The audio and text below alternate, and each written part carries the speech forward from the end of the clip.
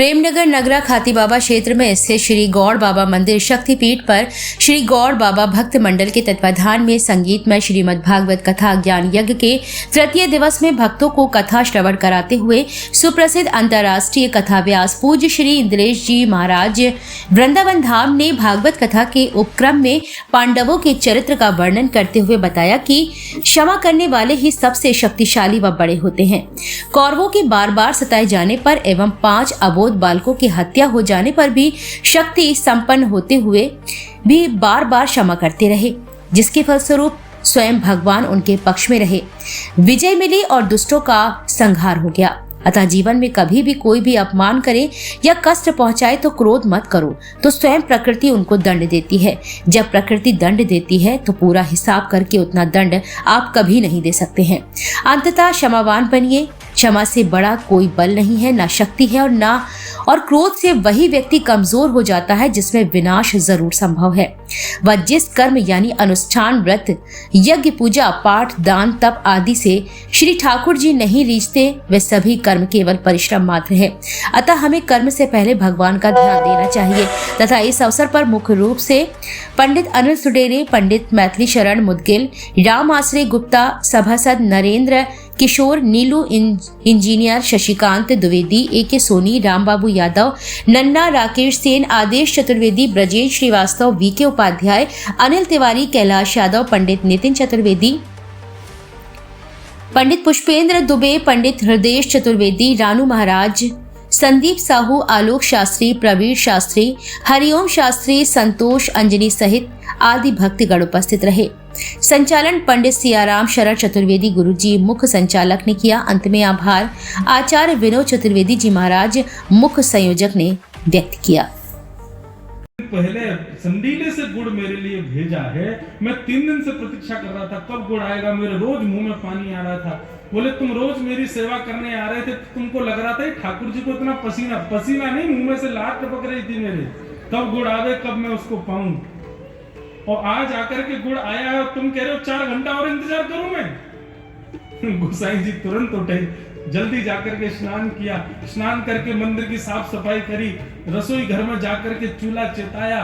महाराज बाहर द्वार पर टांगे में गुड़ रखा था, टांगे वाले को उठाया, बोले लाओ गुड़ दे दो। बोले सुबह हो गई, बोले बस हो ही गई।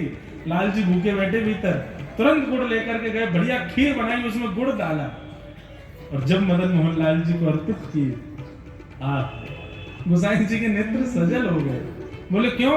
बोले खीर ठाकुर जी के आगे रखने के बाद पर्दा लगाया था, लेकिन पर्दा जैसे उठा करके देखा तो पूरे मुंह पर खीर लगी भाई श्री मदन मोहन लाल जी। इतने इतने आनंद। आपकी सामग्री कैसी है ये विशेष बात नहीं, आपका उस सामग्री को देने में भाव कैसा, ये विशेष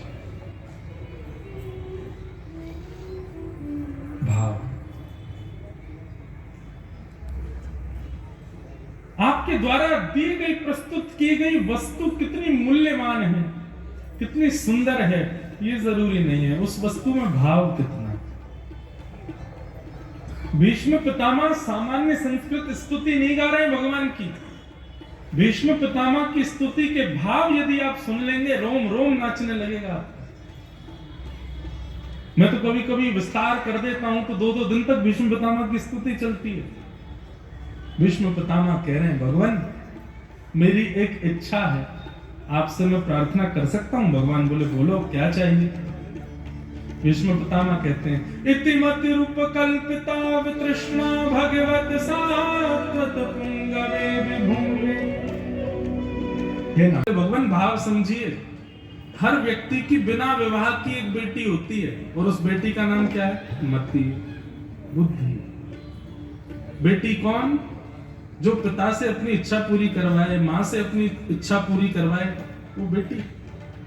ये मति रूपी बेटी आपने सबको दे रखी है। भगवान ये कहती है ये खाना है तो वही खाते हैं, ये कहती है वहां जाना है तो वहीं जाते हैं, ये कहती है ये पहनना है तो वही पहनते हैं। भगवान ये बेटी तब तक इच्छा करती है जब तक ये कुंवारी रहती है, लेकिन जैसे इस बेटी का ब्याह संयोग वर से हो जाए तो फिर बेटी वो इच्छा करती है जो वर की इच्छा हो। और इस बेटी के लिए सुयोग वर आज मुझे मिल गया है। भगवान बोले कौन? बोले आप। आपसे अच्छा वर कौन हो? अब देखो बात समझो, भीष्म पितामह ने सीधे ऐसा नहीं कहा कि मैं अपनी मति आपके चरणों में अर्पित कर रहा हूं, नहीं, ये तो सीधी सीधी बात है। अब इसमें भाव जोड़ दिया, क्या?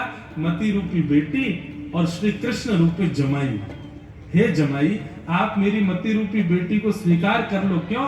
बेटी विवाह से पहले अपनी इच्छा पूरी करवाती है और विवाह के बाद अपने पति की इच्छा पूरी करवाती है।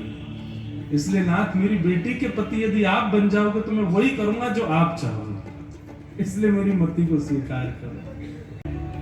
बोले बेटी को वर पसंद ना हो तब तक ब्याह नहीं करना चाहिए। बेटी जब राजी हो जाए कि हाँ मैं राजी हूं, मैं तैयार हूं, तब ही ब्याह करना चाहिए। तुम्हारी बेटी को हम पसंद नहीं है, तुमको पसंद है, मैं ससुर जी को पसंद है, बिटिया को पसंद नहीं, तो फिर ब्याह कैसे हो? पहले अपनी मति से पूछो तो सही, उसको हम प्रिय लगते हैं कि नहीं। भीष्म पितामह कहते हैं, भगवान आपको देख करके आपसे प्रेम किसको नहीं होगा? त्रिभुवन कमलम तमालवर्णम रविकर गौरवरामरम दधाने। आपको देख करके आपसे किसको प्रेम नहीं होगा? आपका रूप इतना सुंदर, भीष्म पितामह कहते हैं, और उस पे भी आपका श्रृंगार